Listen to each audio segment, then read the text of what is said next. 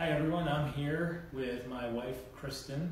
She's also the development curriculum editor at Master Books, and we are wrapping up a week-long vacation at Grand Canyon with our whole family.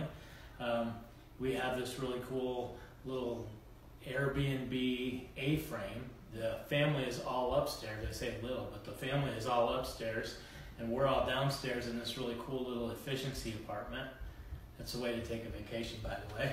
It is. I think yesterday we did a train ride and there was 24 of us on the ride. So there's 2 down here and there's been as many as 22 upstairs. When you're an introverted mom of 9, yeah. This is perfect. And they keep wanting to know, where'd mom go? Where'd dad go? It's not that hard.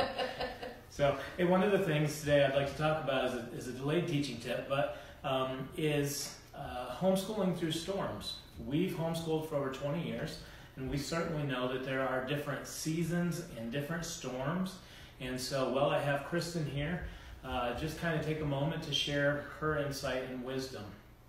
And storms don't always have to necessarily be bad. Sometimes it's just full or busy seasons like babies and nursing, family visits, just business, a lot of different things. Travel, yep. In this season for us, we're in a storm in that Kristen was diagnosed with breast cancer March. So it's been a couple months now, and really our world just kind of turned upside down for a bit. And now she's in chemotherapy treatments, which is we've done 2 treatments down, 1 treatment to go. No, 4 treatments to go. I do 1 treatment at a time. So next Wednesday is the next treatment. And the way these run is the first week is really rough. And then like you have it on a Wednesday, and then by Friday, Saturday, you're just barely surviving. And then the next week it starts to pick up a little bit. So you're 3rd week out from the last treatment, which means you're starting to just feel normal. Right. And how do you feel? Today I feel good. Yeah, there's been progress. Yeah, I get tired easily. That's probably the biggest. Yeah. The 2nd treatment wasn't anywhere near as bad as the first, just because we knew some things, we knew what to expect and how to prepare for it. But when you're in this season, you're really surviving, and we know that there are other moms going through the same thing in this group. And these are seasons that are just, you're surviving and fighting, in a way, you're fighting for life. Right. But still have 4 kids at home that are in school. Right. And so before Master Books, like one of the hallmarks of Master Books was it's created open and go, and it's homeschooling for the real world. And because you're the curriculum development editor, you have a big input into why it needs to be that. But before we get to the Master Book side, what is your philosophy? Like how do you prepare your family in the homeschool for these seasons? The first lesson that I learned was you have to be flexible. And that's not easy for me. I am not a flexible person. I like structure. I like order. And consistency. I like things very organized, very well done. And so it's difficult for me to be flexible. So that's my bet on things. You're very flexible. To a fault. Yeah, and so we both go to a fault on those, on that spectrum. And so I had to learn how to be flexible through these seasons of life. And the Lord knows how to rub those rough spots down. And so for me, taking a person that appreciates highly organized, quiet, peaceful, I like lots of alone time, and I like things very clean, very organized, very well done. And so flexibility was difficult for me to learn, and having 9 children will teach you about being flexible. And so life isn't like this. Life is like this, especially when you homeschool. because you don't send your kids off to school and have that reprieve to kind of deal with what's going on, and then you get the kids, and then, you know, you can just focus on them. Life is happening, and so you're full steam ahead, whether it's like this or whether it's like this. And so we've had some awesome years that we have just gone, yeah, we've rocked it. The kids have done fantastic. They've really enjoyed what they were doing. We've gone deep into some things, and it's been fantastic, far and above anything that I could ask. And then we've had some years that just felt like we were hanging on for dear life, and I was just hoping they would pass their standardized tests that we had to pass for the state at that time, which they always did. But, you know, there's that level of uncertainty. Am I ruining my kids? You know, where is this leading? Right. And now we can fast forward 20 plus years of all that experience that built through the years, and then seeing what the end result actually was. So now we don't have that nervousness of, oh no, we're ruining our kids. And we understand that some years are going to seem like they've gone a lot farther than in other years. But in the years that we weren't doing as much academically, they're still growing through hardship or through great things like travel. Right. You know, they're still learning, they're still growing. It's just not in this little academic box that we call schoolwork. Yeah. You were a perfectionist when we first got married, and so perfectionism is a very it's a harsh taskmaster because it's almost impossible. And the more you add, as soon as you add a husband to a perfectionist mix, you begin to lose some control of that. And chances are, if you're a perfectionist, your spouse is not going to be at all. Right. I mean, you're fortunate because I am a perfectionist. Yeah. Just show me the direction and I'll get there. You have other really good gifts. Perfection isn't one. Yeah, no. The perfection, though, is one of these things that as you start adding kids and you add real life to the mix and all of that, it has to be very fluid.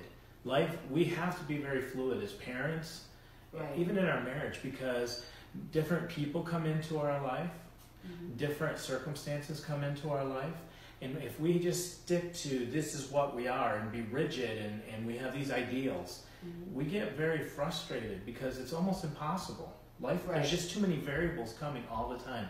X plus Y equals Z, and if we demand Z is going to look a certain way, every time one of these variables changes, it causes more friction in our relationship, in the school, personally. And our perfectionists can't live up to their own ideals. Yeah. So I've seen you definitely over the last, we're celebrating 30 years is what we're celebrating this week. And here at the Grand Canyon, did we mention that? Yeah, I don't know. We were doing this video and our kids came knocking on the door, so we're starting it over again. But we're celebrating our 30th anniversary with the Grand Canyon, which has just been amazing. All week with our family, and I've lost my train now where we were going, but I'm not the same person I was. Yeah. And the Lord knew I needed a large family to mold me into what I needed to be, and which was to let go of a lot of those perfectionist type things. Right. Yeah. For myself and my family. Perfectionism is one of those things where it can almost be an idol in a way that you have to surrender. And there are seasons too. Yes. You have, for a lot of years, you gave up an office and you gave up a lot of nice things. As our family grows and begins to move on, you're beginning to regain some of that. Right. You're gaining independence, you're gaining those things. So this doesn't last forever. This is a season of parenting where you basically just surrender yourself to your family. Absolutely. You've done that for... Yeah, I did that for a lot of years. I still do that, but it's just in a different way. Yes. In a much different way. In fact, now what's interesting is as you're going through this season with the cancer, I've rallied the kids and said, no, now it's time for the family to rally around you. Right. And they've rocked it. I mean, they're doing a great job of really, they're supporting us amazingly. Right. So perfectionism is one. I think the other is comparison. And I think one of the dangers of comparison, and this goes for every aspect of our life, is that we tend to compare ourselves with other people's surfaces. So we compare what we see, what they project, but we don't compare what they know. So I can put on a pretty good front, but if you really knew my inner fears and my inner struggles and all of that, you would say, ew, he's probably not a very nice person. We tend to do that same thing with homeschooling. Oh, absolutely. We all come together in co-op, and the families who know how to comb their kids' hair, we think... Or they're in a good season where everything's going easy and smooth and right, and that's the season that we compare to, that little tip of the iceberg, and we feel like we're not measuring up. Right. But we have our seasons too, and we've known different times when people would be like, the one mom said that you were like Superwoman, and she was so discouraged because she couldn't keep up to your level of satisfaction, and you were kind of like, I'm not sure what you're talking about. Exactly. This is what Superwoman looks like. Exactly. But she was only seeing the surface. Right, right. And that's true for all of us when we look at each other's lives. That's not an issue that I've really struggled with, is comparison with everybody else. That hasn't really been a big struggle of mine. So I don't always understand it when somebody else is making that comparison, but I do know that it's usually damaging. And we see a lot with other people comparing themselves. You have 20 years of parenting experience. Right. You have a remarkable husband. You have all of these things, and so somebody will look at your life and say,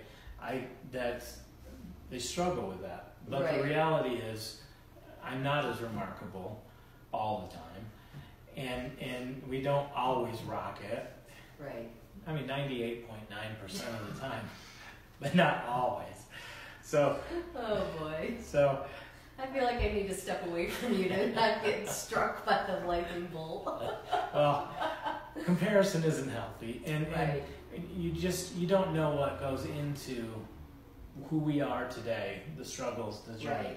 Right. Everybody's journey is unique, and so if you're a mom or dad who's struggling in seeing other homeschool families and it looks like they've got it all together, they may have it together for a season, or maybe they really do a good job at what they're doing, but don't compare yourself to their standards. Set your own standards. Set your own goals. Before the Lord. Absolutely. Mm-hmm. So comparison is another one of those things in the seasons to say, you almost have to give yourself permission to say, in this season, like right now, in this season, I have to survive. And we know the direction we're going. We've set our course as far as the kids in graduation, the curriculums they're doing, those types of things. But you're able to withdraw a little bit to survive, and then they're kind of in that mode. Like, we like independent learning because they know at 9 o'clock every day they can go to their work and do it. Yeah.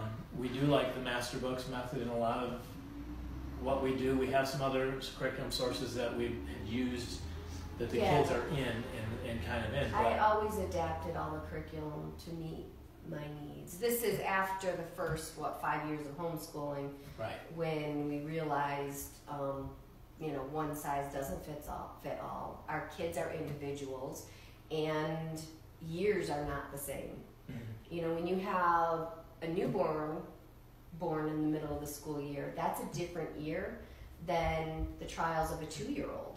Right. They both have their challenges. Yes. But they're different. And so you're going to homeschool in those years differently. Yeah. Yeah.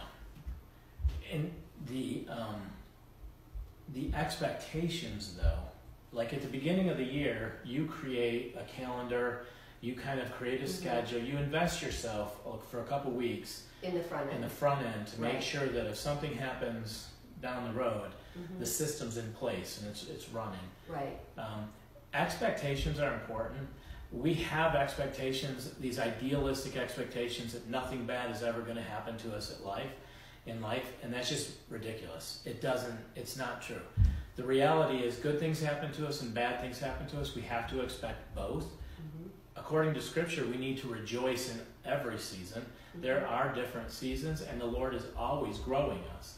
And we know from experience that we tend to grow in the rough seasons and the storms. Right.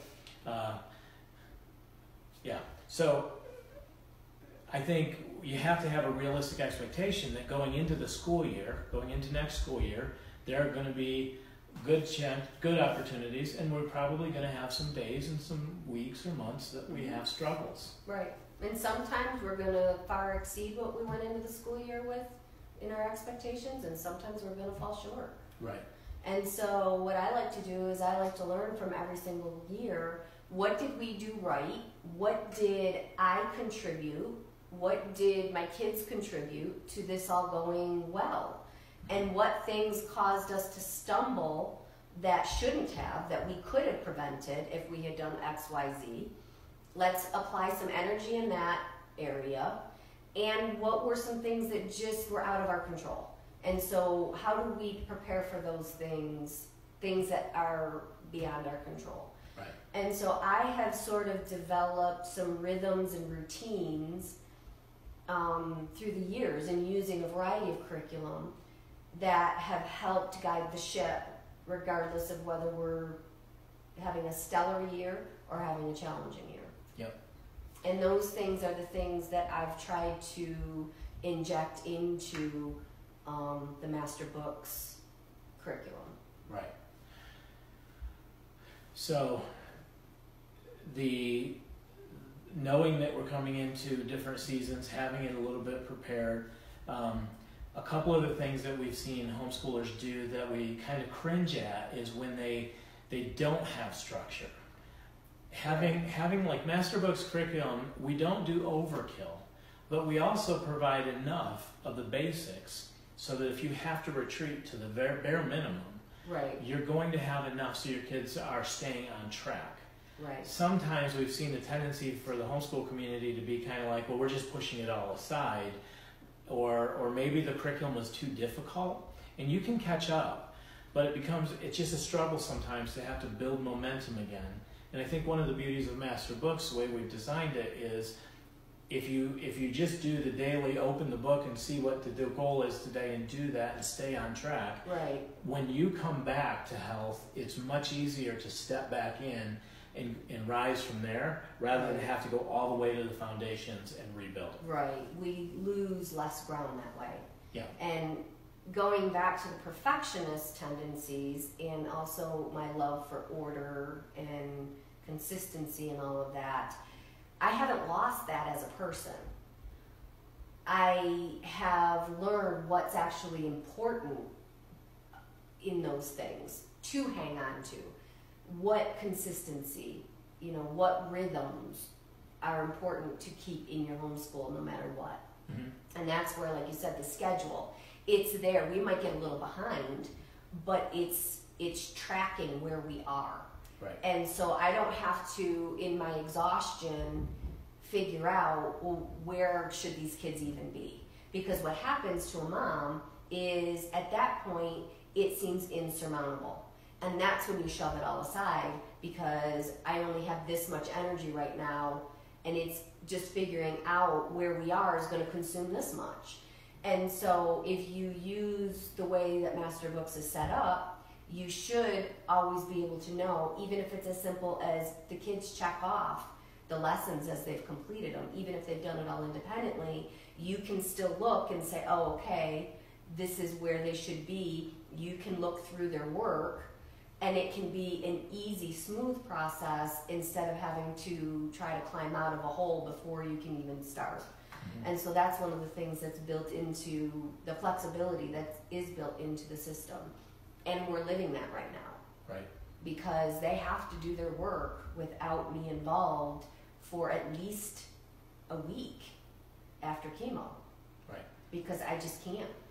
Almost nothing. I mean, they're like just having to manage themselves from morning, noon to night. Right. And the other thing is we don't go as deep in the lessons themselves. And I can give you a good example of this. So one of our kids is using one of Angela's math books, and there was map study that required me to come alongside him and do some research. And I wasn't up to that. And so we just didn't do it. And that's okay. Right. And I'm not saying put everything aside and don't do anything ever. I'm just saying in this season of life, that was something that in another season of life would have been a very fun and enriching activity that we could have gone much deeper into, that I just said, no, we just can't do that. But see, in the storms, it's interesting. In the storms, though, you had said it earlier, and I think it's important to say it again. Like right now, what our kids are learning is compassion.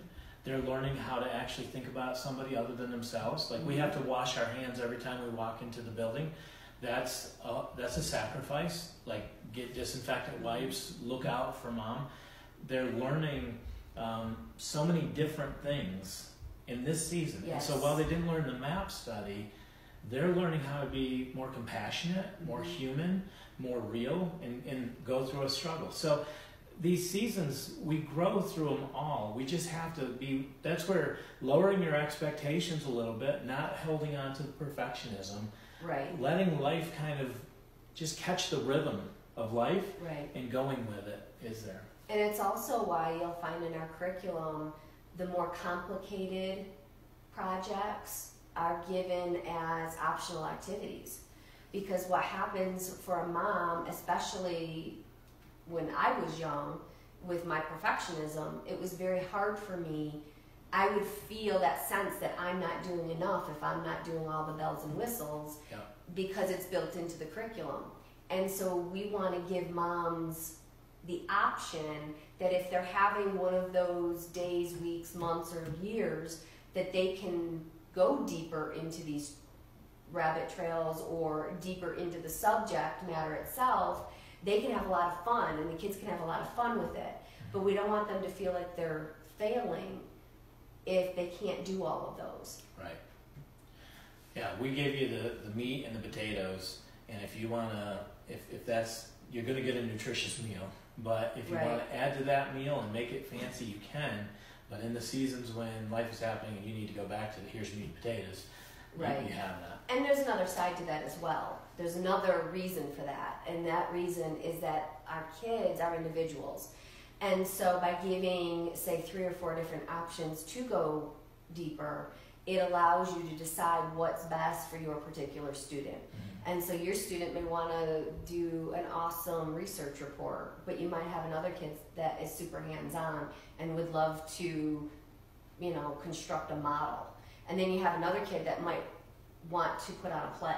Right. So, or you might find that the opposite. You have a kid that would love to do a research, but you want to strengthen their artistic expression. And so you're going to choose a more artistic display instead. And so it's not always good to play to our kids' strengths. Sometimes we need to choose things to help them through their weaknesses as well. Them. Yes, to grow them. And so that's why we give a variety like that that's not built into you have to do this if you're going to complete this course. Right. The last thing that I would say, and this may sound a little harsh, and I'll let you close on it. We're out here in the West now, and we're watching, we're seeing the people who had to overcome a lot to get here, and the challenges that these parents faced to give their kids a new life. And you sit there and you say, I just don't know how people could survive it. We're so first world, we have so many first world problems, and the things, we have the luxury sometimes of being kind of sissies, if you will, because we're not having to survive, right? We don't have to worry about, are my kids going to eat today? And there's a tendency in the homeschool movement right now, if we're not careful, that we're going to go towards being victims. And my encouragement to all of us in the homeschool community and parents, it's just parenting. It's not meant to be easy. We're training, we're developing. We have to invest ourselves. We kind of have to have a suck it up buttercup mentality because it requires us to invest ourselves. It's not easy when you're going through a personal struggle to also have to worry about your family, but it's still required. And And as much as you would like to just retreat and go like this, you haven't been able to, because your family still needs you. They still need you to be strong. They still need you to be the person that you are. Now they're rallying and supporting you, but if you're struggling today, and you know, I would just homeschooling. We're here with our kids. We have 4 schooling, 6 are out. We were hoping to be able to do a video, and we may, where we introduce all of our kids to everybody, just to show that we're not lying. But it's so worth it. But you really do have to toughen up. It takes toughness. But it's not just homeschooling. It's being an effective mom or dad. Parenting is not for the weak of heart. And if you cash out and check out, it's only going to hurt your kids. And it's hard. Sometimes you really have to dig deep to figure out how do we rise to this challenge. But it's only through Christ. It is. And so you have to dig deep into Him, not yourself. Right. Because you don't have what you need. And you don't know what your kids need. He does. And so it's really digging deep into Him.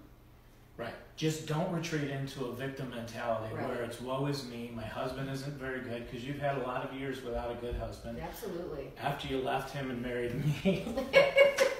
Except that never happened. Yeah, it never happened. But those excuses, they just don't work. You've got to do what it takes. Well, the reason is there's an enemy that wants to kill, steal, and destroy. And he's crafty. And the stakes are high. And for the parents that have done all and their kids have still turned, I say the same thing. Don't stop fighting. You never stop fighting for your kids. Even if they're polar opposite of everything you raise them to be, you keep, even if you can't even have a conversation with them, if they're cut off from you, you keep fighting for your kids through prayer. You know, if that's the only thing you can do, that's the most powerful thing you can do, is to be praying for your kids. Right. And the ones you still have at home, you just do the same. You know, the stakes are just high, and we have to fight. We have to give it everything we've got, and then some. But it also has to be through Christ. We cannot do this in our own strength. Right. We just can't, because we don't have the wisdom. We don't have the knowledge. We don't have anything. We don't have anything good apart from Christ. And it's only through Him that we can be and do what we need to do in this life for our kids. Yeah.